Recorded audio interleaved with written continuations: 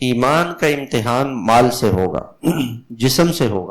اگر جسم کو اللہ کی عبادت میں لگا رہا ہے تو یہ ایمان والا ہے، جسم کو نماز میں لگا رہا ہے، روزے میں لگا رہا ہے، حج میں لگا رہا ہے، قرآن پڑھنے میں لگا رہا ہے، تو یہ مومن ہے، یہ ایمان والا۔ مال اللہ کے نام پہ خرچ کر رہا ہے تو یہ ایمان والا ہے۔ اس لیے اللہ تعالیٰ نے قرآن پاک میں فرمایا لن تنالوا البر حتى تنفقوا مما تحبون، جو تمہارے پاس سب سے زیادہ محبوب چیز ہے جب تم اس کو اللہ کے نام پر خرچ کر دو گے تو اس وقت تک تمہیں اعلیٰ درجہ، اونچا درجہ، اللہ کے یہاں جو بڑا مرتبہ ہے وہ شخص کا ہوگا جو اپنی محبوب ترین چیز اللہ کے نام پر دے۔ جب یہ آیت نازل ہوئی، حضرت ابو طلحہ رضی اللہ تعالیٰ عنہ ایک صحابی ہیں، ان کا ایک باغ تھا مسجد نبوی کے بالکل سامنے، اور اب وہ مسجد نبوی میں داخل ہو چکا ہے، یعنی وہ حصہ۔ تو اس باغ میں آپ علیہ السلام کبھی کبھار تشریف لے جاتے، وہاں کا پانی بڑا میٹھا تھا، میٹھا پانی اور گھنا باغ تھا۔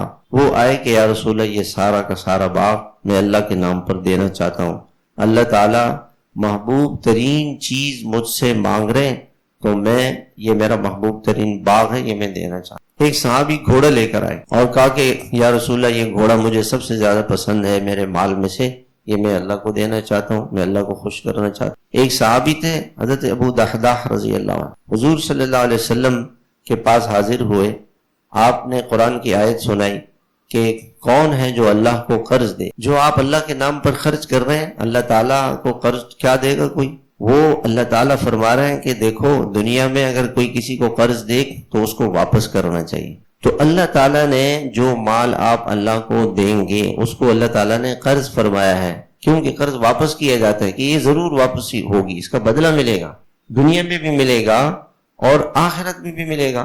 تو اس صحابی نے یہ آیت سنی تو اللہ کے نبی علیہ السلام سے فرمایا کہ یا رسول اللہ، میرا ایک باغ ہے جس میں 600 کھجور کے درخت۔ کتنے درخت ہیں؟ 600۔ اس زمانے میں ایک کھجور کا درخت ایسا تھا جیسے کسی آدمی کے پاس ایک ٹھیلا، ایک رکشہ، ایک ایسی کوئی چیز آ گئی، ایک جانور آ گیا، ایک بیل آ گیا، ایک بھینس آ گئی، ایک بھینس پورے گھر کا کام کرتی ہے، ایک اونٹ آ گیا، ایسے ایک کھجور کا درخت اتنا قیمتی تھا۔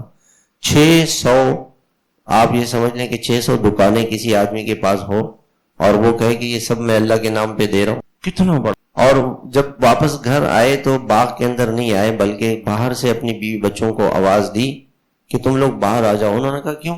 کہ یہ میں اللہ کو دے چکا ہوں۔ ایسے تھے صحابہ کے۔